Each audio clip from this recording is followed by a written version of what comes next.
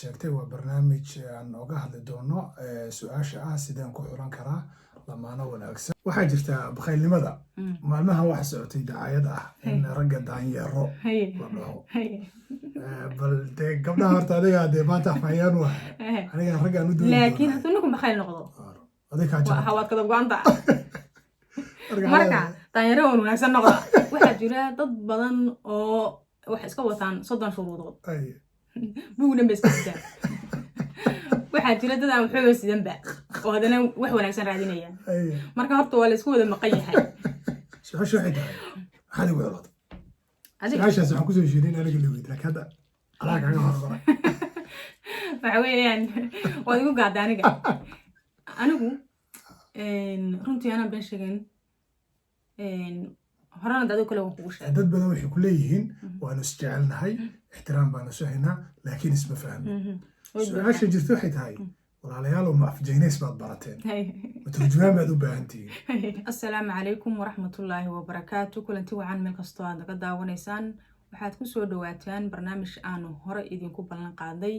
oo aanu idiin soo gudbinayno kaasoo ku saabsan sida lagu soo xusho lamaanaha wanaagsan dabcan qayb idin ka mid ah ayaa hore nooga soo codsatay oo qaybta commentiga ee YouTube-ka nagu soo weydiisay qaabka lagu soo xusho lamaanaha wanaagsan malaha sheekha ayay ku tuumayaan khibrad dhankaasa oo in badan barnaamijyadaasi ka hadlay ana waxaan idhi bal maadaama in badan hore uga hadli jirtay meenu bulshada waxaynu ku dhaana inuu uga faa'iideyno dabcan sidaan idiin sheegnay waxaanu caawa falanqeyn doonaa barnaamijkaasi ku saabsan qaabka lagu soo xusho lamaanaha wanaagsan waa kuma lamaanaha wanaagsan yaad u taqaanaa lamaanaha wanaagsan si adigu maxaad u taqaanaa wanaagga dabcan barnaamijkan su'aalo badan baanu ka jawaabi doonaa oo khuseeya isla mawduucan soo dhawow sheekh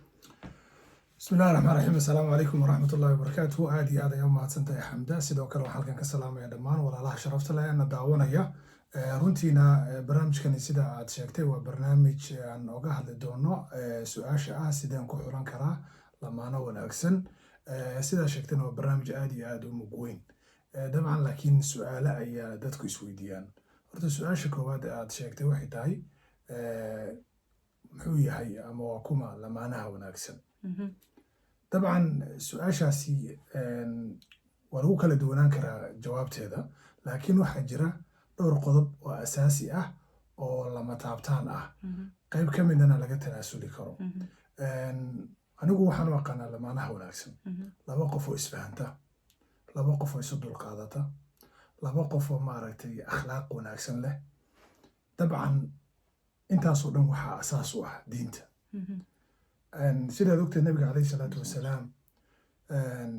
mar uu sheegay sababaha dumarka loo guursado wuxuu sheegay macnaha dhaqanka dadku ka hadlay ma ahan wuxuu leeyahay sidaasaa loo guursada isaga laakiin wuxuu yidhi dee gabadha wax loo guursada afartaasi waxaa ka mid ahaa qurux waxaa ka mid ahaa qabiil waxaa ka mid ahaa maal laakiin aakhirka nabiga calayhi salaatu wasalaam wuxuu yidhahday dooro midda diinta leh marka wax walba asaas waxa u ah diinta ayaa asaas u ah taa macnaheedu ma ahan qof kasta oo wadaad ah in uu yeelan karo sifooyinka kale waayo dadku diintu waa cibaado ilaahay subxaana watacaala uu qofka marka hor ka saaray marka anigu waxaan u aqaanaa lamaano wanaagsan inta aan soo sheegay dabcan quruxda waa laga tanaasuli karaa dhaqaalaha waa laga tanaasuli karaa oo qofka dee dhaqaalaha isla samaysan kartaan marka su-aasha markaan rabo inaan ku weydiiyo dad badan waxay raadiyaan lamaano wanaagsan laakiin ma jiraan ma yaqaanaan ayagu ama ma yihiin dad wanaagsan su-aashadaas haddii aan isku dayo waxay ku xiran tahay qofku waxa uu yaqaano wanaagga waxaa laga yaabaa in lagu kala aragti duwan yahay qof walba waxa uu yaqaano wanaagga iyagoo markaasi qofku uu ku salaynayo isaga waxa uu daran markaa ama halka ay baahidiisu tahay laakiin sidaa sheegtay waxay jira waxyaabo muhiim ah oo qof waliba uu jecel yahay in uu ku doorto lamaanaha sida inuu noqdo qof aad isfahmaysaan qof naxariis badan qof aad jacayl iyo wanaag kala kulantid qof aan isbedbedelin qof oo sidii aad ku baratay ee wanaagsanayd aan iska bedelin marnaba laakiin waxyaabaha jahwareerka keena inta badan dadkeenuna aanay daadsaneyn waxaa ka mid ah waxaa laga yaabaa in wiilku ama gabadhu uu raadinayo qof wanaagsan laakiin aanu macnayn karin wanaagga uu raadinayo waa dhibaato weyn oo jirta okay dad ku tiraahday su'aal weydiiso ku tiraahday maxaa uu yahay wanaagga aad raadinaysaa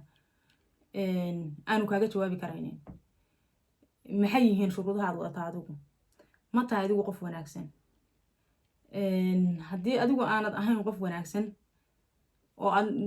raadinaysid qof wanaagsan dee qofkii wanaagsanaa xitaa haddaad heshid mar walba halkaa crash baa ka imanaya muhiimka ugu wanaagsan waxa weeyaan qof waliba inuu isag marka hore iswanaajiyo marka adigu iswanaajisid ee aad noqotid qofka aad jeclaan lahayd in aad adigu nolosha la wadaagtid suu noqon lahaa baa marka hore adigu la iska dhigaa tusaale waa la isku laabtaa haddii wax kaa khaldan yihiin waa la saxdaa oo binaadan bay nahay qof waliba ma garanaysaa meeluu u jilicsan yahay baa jirta ama meeluu ku xun yahay baa jirta marka adigu iinahaaga oo dhan aad soo tirtirtid ayaa shuruudahaaga la dejistaa iinahaada wax laga wadaa ceebahaada tusaale haddaad tahay qof buuq badan haddaad tahay qof qaylo badan haddaad tahay qof xanaaq badan haddaad tahay ma garanaysaa qof wayna shaydaanka iska naartid haye wayna isdejisid kadib baad la raadiyaa qofkii wanaagsanaa waanaad helaysaa insha allah كلمة الشيطان كان راد بيقص لسا مرجع عنده بتاع حاجة شيطان كسكنا فرتقاد أنا هذيك سيدك كلمة شيطان كسكنا شيطان كسكنا لا طبعا كلها شيطان كسكنا بقويدو ما شاء الله طبعا الحمد لله الربا كلا أو ماشي سويدين تلوحي تاعي قفك وحلقيها بقى قفك فكرة بقى والدلالة بقى إنه شروط وط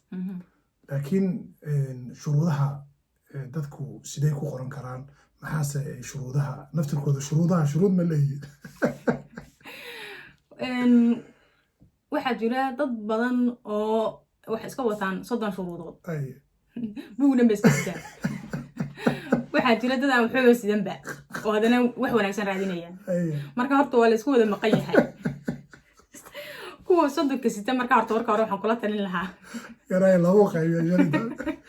shan iyo toban ka dhiga oo muhiimada ka raaca oo waxa ku daran markaas tusaale haddaad tahay qof necab in lagu khaldamo oo jecel in uu helo qof quman oo toosan horta dee ma jirtaan malaynaya qof sida qalinkaa u taagan qof walba kaamila ma jiro way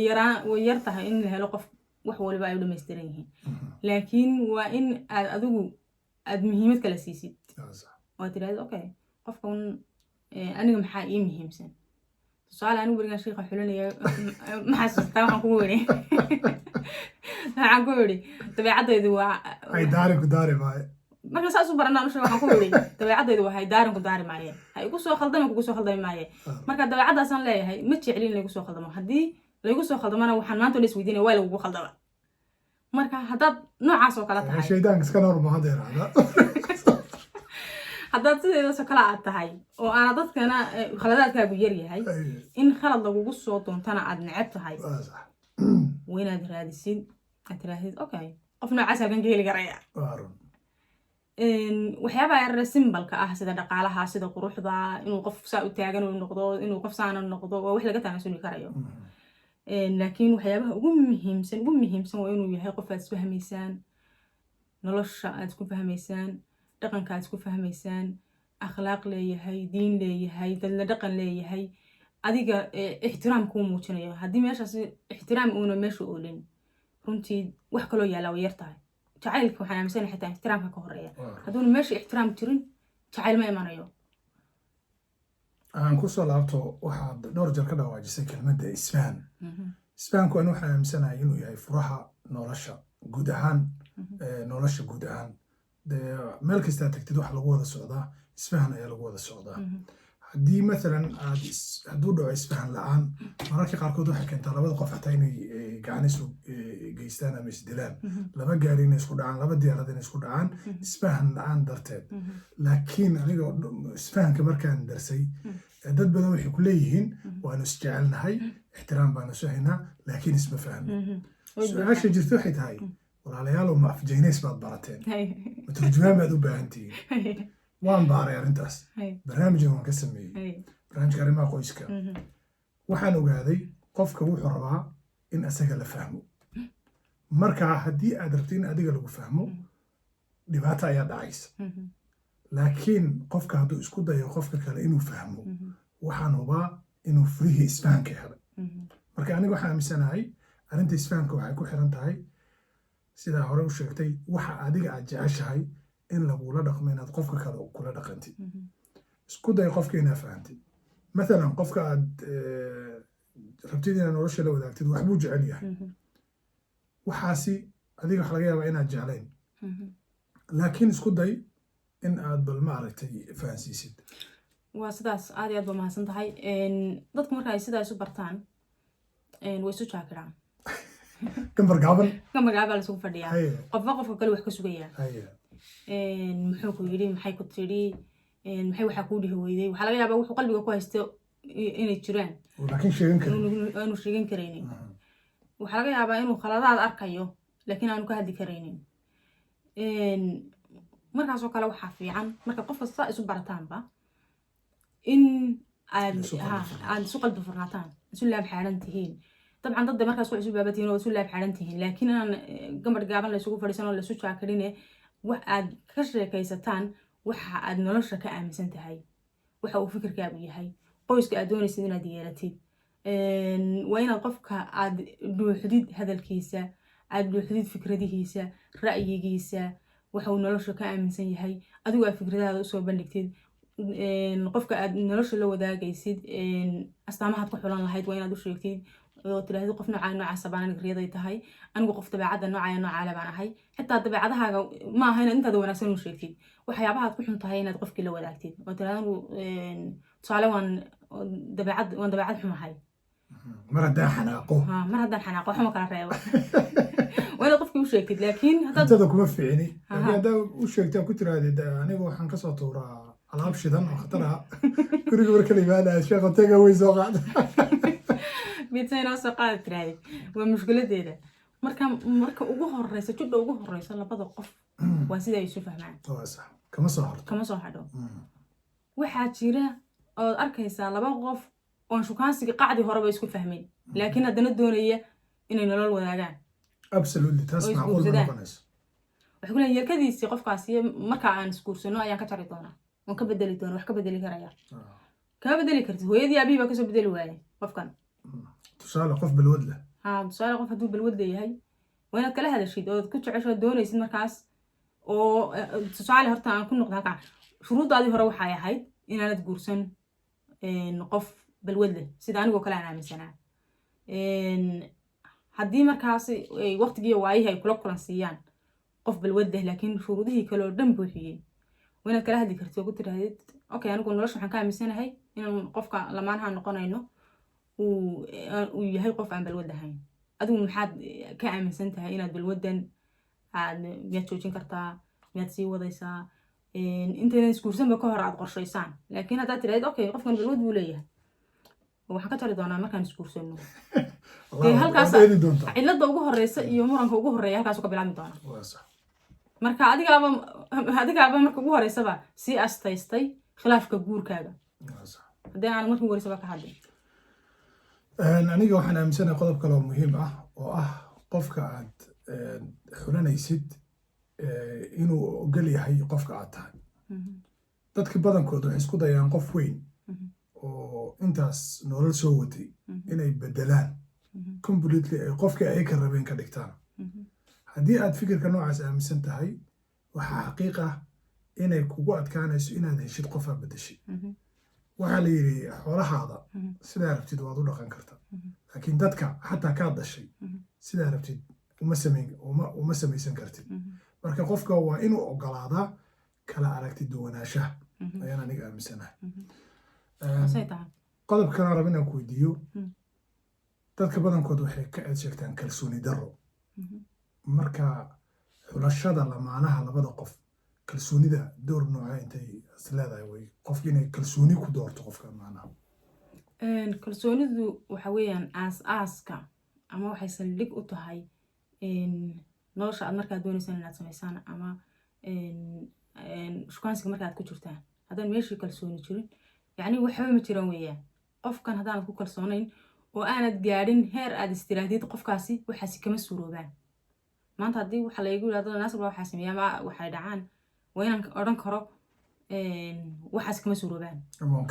ama waan ka filay oo qofaad waxa ku taqaanay uu yahay ama qofaad tirahdo wallahi waxaas wax dhici kara maahan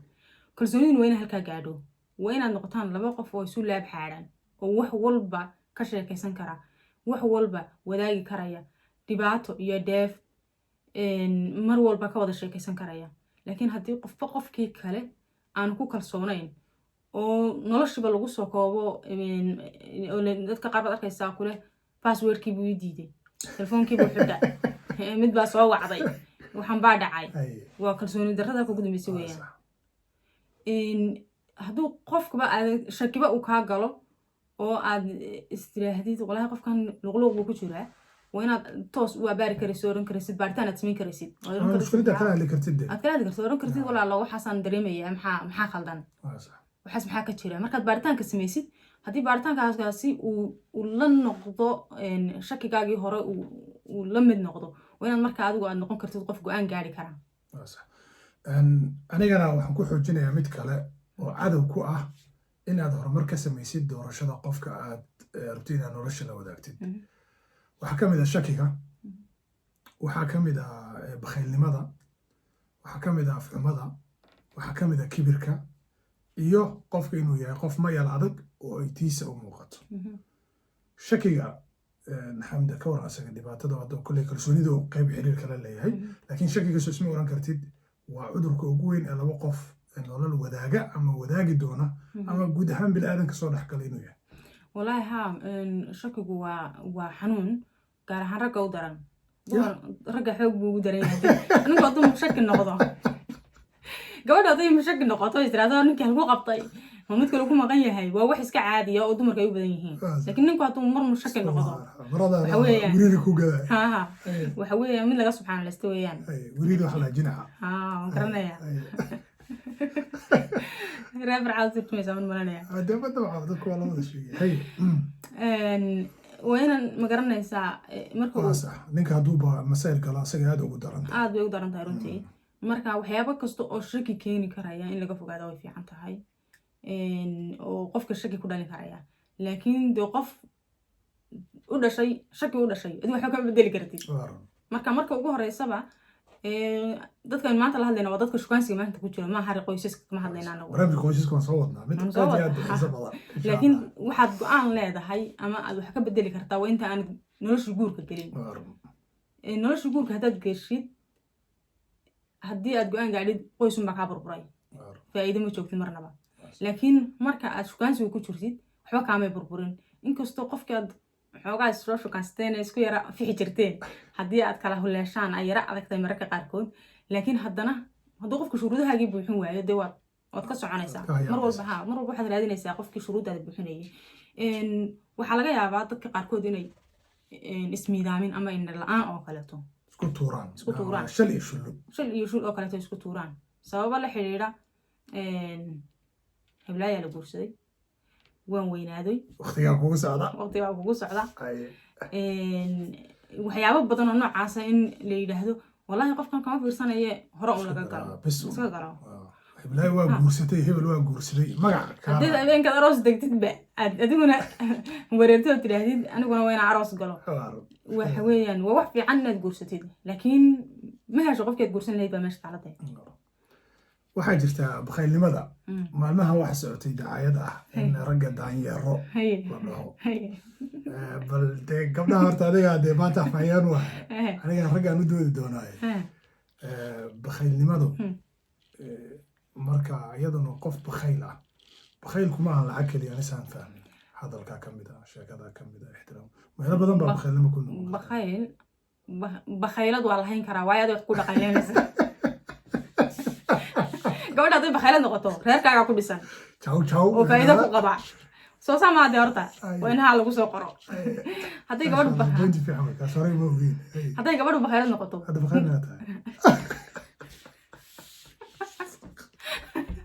hadday gabadhu bakhaylad noqoto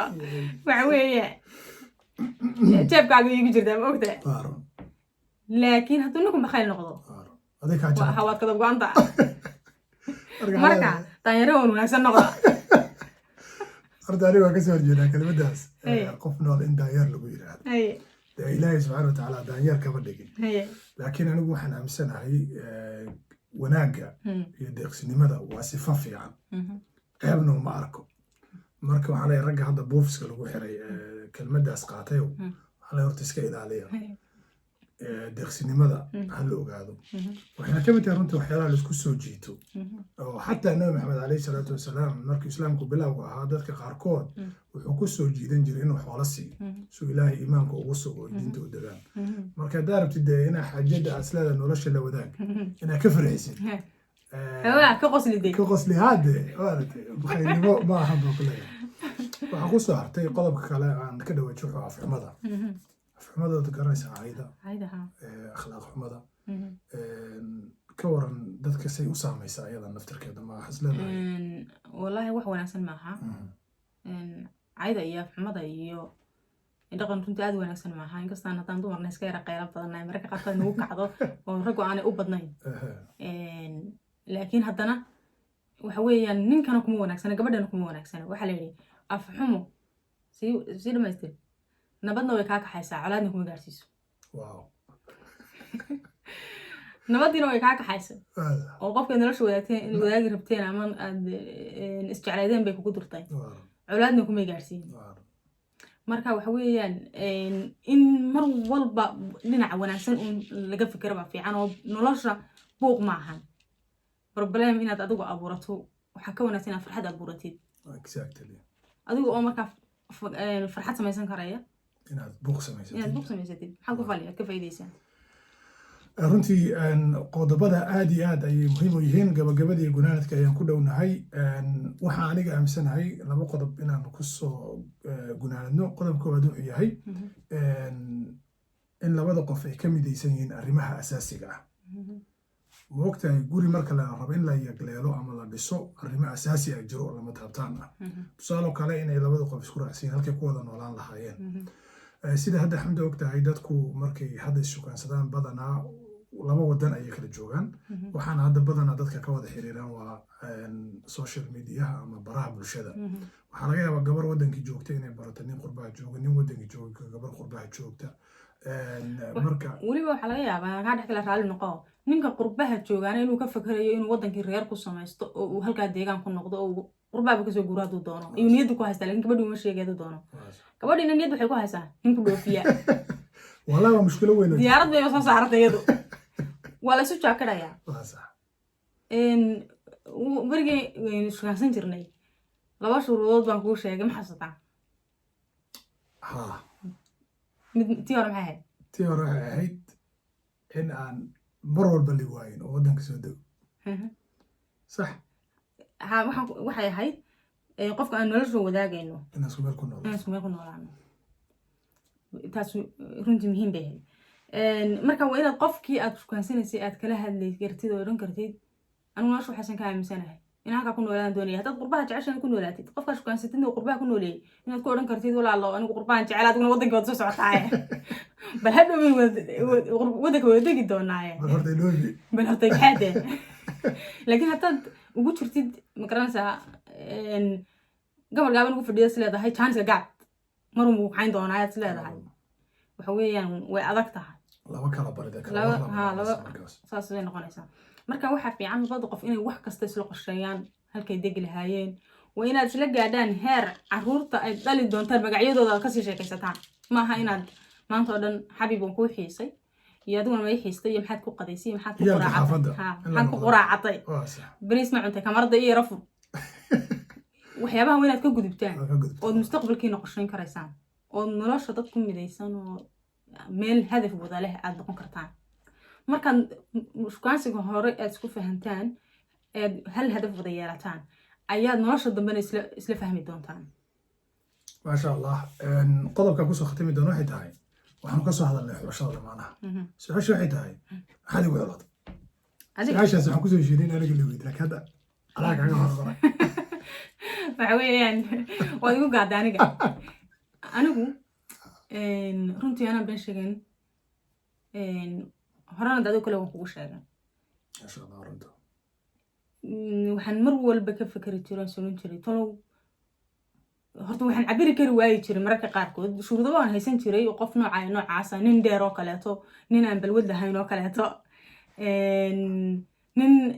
maxaa la dhahayay deegaanka aan kasoo jeedin oo kaleeto oo carruurta raati u sameeya oo kaleeto waxyaaba badan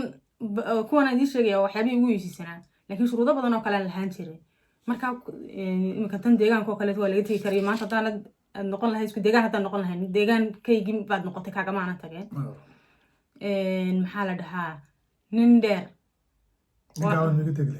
nin gaaban horta walahi ma jecli laakiin kama tageen dabeecaddaada kugu qaadan la laakiin waxa ugu wanaagsanaaye ugu muhiimsanaaye ugu weynaaye aniga mar walba igu soo noqon jira waxay ahayd tolow ma heli doontaa qof kuu fahma sida adigu aad doonaysid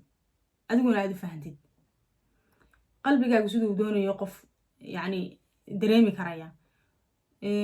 marar badan waxaan ku ducaysan jiray qof oo riyadaydu ahayd mar walba anigu waa qof heli diina runtii waxa ugu weynaa mar walba odhan jiray anigu qofkaas waan ku xulanaya wuxuu ahaa qof heli diina inuu yahay dee sheekha ilaah baa gu beegay saan kugu ducaysanayay ayaa ilaahay aqbalay bal adigu waxaad igu dooratay والله هرتا قلوبتا إلهي سبحانه وتعالى أيا عندك وهي مر والبا أنيجا وحن جعل عملية دكوهاي إن أنا نرش الله وذاكو قف عين سفهنو قف كرتله قف أقول له قف قروح له قف شيء كمان ورنتي قضب كأوقف عن أقوم مهم سنتها حمد مركو عن قدورتي dadnimo karti garasho runtii wallaahi anigoo dee hadda camerana been ka sheegin haddana horteedana ka ammaan beenbeena iga ahayn laakiin intii aan wada hadlaynay 100% maalinba maalin ka dambaysa way sii qancinaysay waxaana dareemayay in aan ku sii siqayo ama aan ku socdo halkii aan ilaahay ka baryay oo ila rabay dabcan marka la fiiriyo oo dadka qaarkood is weydiiyaan waxa laga yaabaa inay dhahaan xamda wariye ahayd adigana wadaad marka wadaad iyo wariye say isku fahmaan waxay caddayn u tahay qofka aad nolosha la wadaagaysid shuruudaha aad ku xulanaysid marka koowaad ogolaashaha allah ka sokow inay tahay wax isfahan leh oo qalbiga qofka raali gelinaya marka aniga haddaan hadalka soo koobo runtii waxyaalo fara badan ayaan kugu doortay oo inaha aan soo magacaabay ay ka mid yihiin ina badanna aan barnaamijyo kale ku magacaabi doono buugga soo socdaan soo bixin baa lagu qori doonaa buug waxaan tani waagi buug waxaan bilaabay la yidhaahdo wariyaha iyo wadaadka hadda uu soo socdaa ilaa hadda uu soo socdaa laakiin buuggaas waxaan ballan qaaday insha allah marka aan retire noqdo oo aan maaragtay xamdana iyo maaragtay tusbaxa wadato bale xasuusi maalinkii barnaamijkaana kusoo darno oo garanaysa odayaasha waxba iska hilmaamaan buugta runtii sidaasay tahay annaga waxaan soomaali oo dhan dadkoo dhan la jecelnahay inay farxadkooda noolaadaan qodob waxaa jira muhiim ah oo aan waxa iga sheekaysay fawziye xaaji axmed ayaa iga sheekaysay qodobkaas uradii aabahay halkan baan ka salaamay halkan ka salaamayna fawziye xaaji axmed waa gabar aad iyo aad u fiican runtii gabar maaragtay aad iyo aad u qalbi fiican oo ilaahay subxaanahu watacaala uu siiyey wanaag maalin annagoo iska sheekaysanayna ayaa waxay ka sheekaysay xaaji axmed maxamuud waa allah u naxariisto marka qodob fiican ayay ka sheegtay qodobkaasi wuxuu ahaa wuxuu ku yidhi aabe kaale adduunka maxaad ugu jeceshahay waxay tiri adiga marka hooyo cibaado oo ay dhimato allah u naxariisto laakiin ujeedu ka lahaa marka wuxuu yidhi aabe haddaad adduunka igu jeceshahay ha ii fiirsanin markaasi tiri aabo maxaa ka wadaa markaasuu wuxuu yidhi aabo haddii aan hadda kuu yeero aan ku dhaho fawziyo ha waxay tiri 3 jeer buu igu celiyay aaba adduunkeeda ugu jeceshahay 3 jeer buu ugu celiyay soo maha marka 3 jeerba isagay ayay dooratay markaas waxaan insiribay tiri xaajiga miyuu socdaa xaajiga maya ogi hooyadaana inay dhimatay wuxuu su-aashan ku weydiinaya marka ku mahadsantahay inaad iga yara saxday qaybtaasi marka hadalku wuxuu ku yimid aabba ha ii fiirsanin ha ii fiirsanin maxaan ka wadaa buu yidhi haddaan hadda kugu yeeru yidhi magacaada fuuziye oo aan ku dhaho oo ay tiraahdid aabba ima jeclid miya maxaa fuuziye kale igu yeertay waxbaa ka soo saartay waad u fiirsatay maxaa aabba u raacin weyse waana wax dhaca moogtay oo dadka iskugu fiirsadaan marka isku fiirsashadana iska ilaaliya si aad horumar u gaartaan intaa waxaan ku dari lahaa amarku taaglaynta dad baa jira jecel inay taliyaan in iyagu wax walba inay booska ahaadaan ma nin ha noqdaan ma gabadh ha noqdaan marka wuxuu doonayaa in tiisa uun lagu cayuuqo oo yidhaahdo halkaana saa ha la yeelo halkaana waxaa la sameeyo amarun buu bixinaya mar walba waa inaad u fikirtaan waxaad tihiin laba qof oo waaweyn oo nolosha ku midoobay oo siman ku midoobe haddaad ku midoobdaan xitaa waa inaad u fikirtaan laba qof oo siman oo guri wada yagleeshay oo reer madaxweyne iyo u ah ra-iisul wasaare laakiin madaxweynaha ra-iisul wasaaraha waa iskhilaafan kadakada hadhana laba qof lamaanayso oo iskarab socdo isku talaade waaya taa baynu ka dhigno waa inaad noqotaan laba qof oo u fakara inaad gurigan idinku wada leedihiin noloshan idinku wada leedihiin noloshan idinku midoobi doontaan oo aad siman tihiin una qofna qofka kale ku odhanin maxaa la dhahaye midi ku taagtay ee soomaalida odhan jirtay oo qofka kale uu doonayo in uu tiisa un qaato oo wax laga wanaagsan yahay ragguna ay yara badnaadaan caawana raggan ku yara dalax degayaa aad iyo aad ayaa mahadsantihiin dhammaantiin daawashada ana daawateen waxaan idiin rajaynaynaa farxad waxaan idiin rajaynaynaa wanaag waxaan idiin rajaynaynaa barwaaqo tan iyo intaan ku kulmi doono barnaamij dambe oo xiise leh oo maaragtay qurux badan insha allah barnaamijka dambena waxaan uga hadli doonaa marka laisu soo shukaansaday la isguursaday maxaa isbedelay sidee lagu noqon karaa lamaane qurux badan oo noloshooda sii wata maxaa sababta keenta maxay tahay inaan ka hadalno insha allah khilaafka marka haddaa jecesha inaan barnaamijyo arrimaha qoyska ka hadalno oo aan si wada jir uga wada hadalno anigii xamda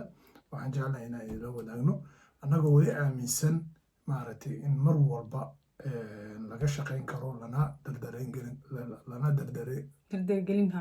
dardargelin karo oo qurbo jooga la yaabay aniga hadalka u saxaye